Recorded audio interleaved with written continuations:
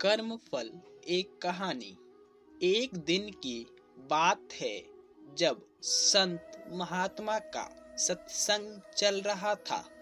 हजारों लाखों श्रद्धालुओं उस सत्संग में बैठे हुए थे। संत महात्मा ने अपने प्रवचन पूरा करने के बाद कहा कि इस पूरे प्रवचन के विषय में अभी भी किसी के मन में कोई शंका हो तो वह बताए। हजारों लाखों श्रद्धालुओं के बीच उस अपाहिज पुत्र के पिता ने संत महात्मा से एक सवाल किया कि हे महात्मा, हम सब निस्वार्थ भाव से जरूरीमंद लोगों की सेवा करते हैं और हमारा पूरा परिवार अहिंसा के मार्ग पर चलता है, कभी भी किसी के बारे में बुरा नहीं सोचते, ना ही किसी का बुरा करते हैं। फिर भी ऐसा क्या गुनाह हुआ जो हमारा बच्चा अपाहिज पैदा हुआ?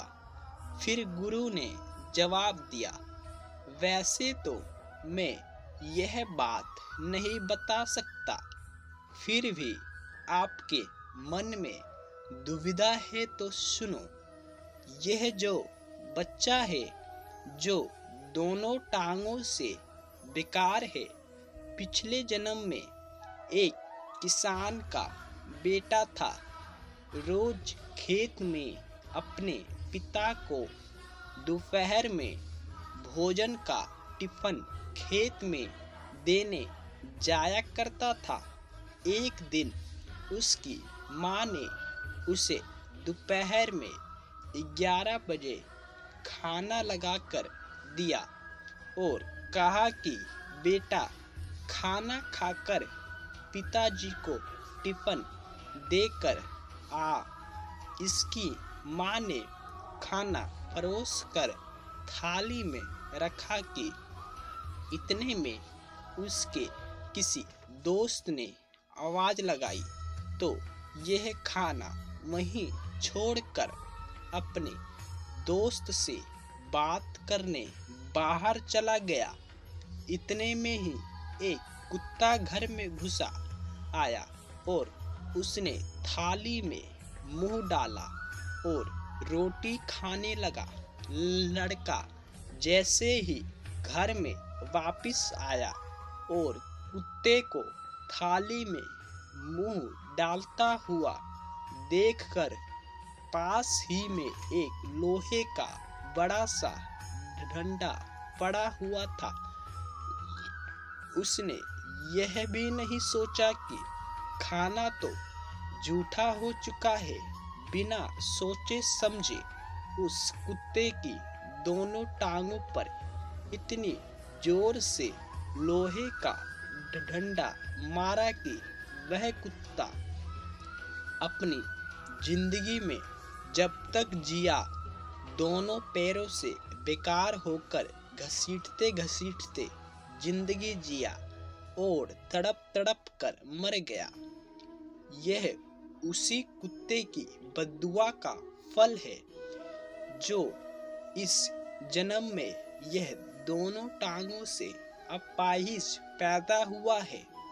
संत महात्मा ने कहा, पुत्र, इस संसार में इंसान को अपने कर्मों का फल भुगतना ही पड़ता है। इस जन्म में अगर किसी की टांग टूटी है तो स्वाभाविक है कि अगले जन्म में आपकी टांग टूटनी ही है। अगर आप किसी को नुकसान पहुंचाएंगे तो आपका भी नुकसान होना ही है, इस जन्म में नहीं तो अगले जन्म में। इसलिए जो भी करो सोच समझकर करो। आप अपने कर्म फल से नहीं बच सकते। आप जहाँ भी जाते हैं, जो कुछ भी करते हैं, आपके कर्म ही आपको शांतिपूर्वक देख रहे होते हैं। किसी भी दिन आपको अपने कर्म का फल पृथ्वी पर वाहन करता ही होता है। इसलिए हर समय उचित कर्म करना अनिवार्य है। भगवान श्री कृष्ण ने गीता में कर्म को प्रबंधा देते हुए यहाँ तक कि स्पष्ट किया है कि व्यक्ति की यात्रा जहाँ से छूटती है, अगले जन्म में वह वहीं से शुरू होती है। जो प्रकृति के नियमों का पालन करता है वह परमात्मा के करीब है। लेकिन ध्यान रहे, यदि परमात्मा भी मनुष्य के रूप में आवर्तित होता है तो वह उन सारे नियमों का पालन करता है जो सामान्य मनुष्य के लिए है। इस जन्म या अगले जन्म में हर बुरे भले कर्म का प्रतिफल निश्चित रूप से भोगना ही पड़ता है। यदि आपको वीडियो अच्छी लगी है तो लाइक करें, ज़्यादा से ज़्यादा वीडियो को शेयर करें और चैनल को सब्सक्राइब करें। धन्यवाद।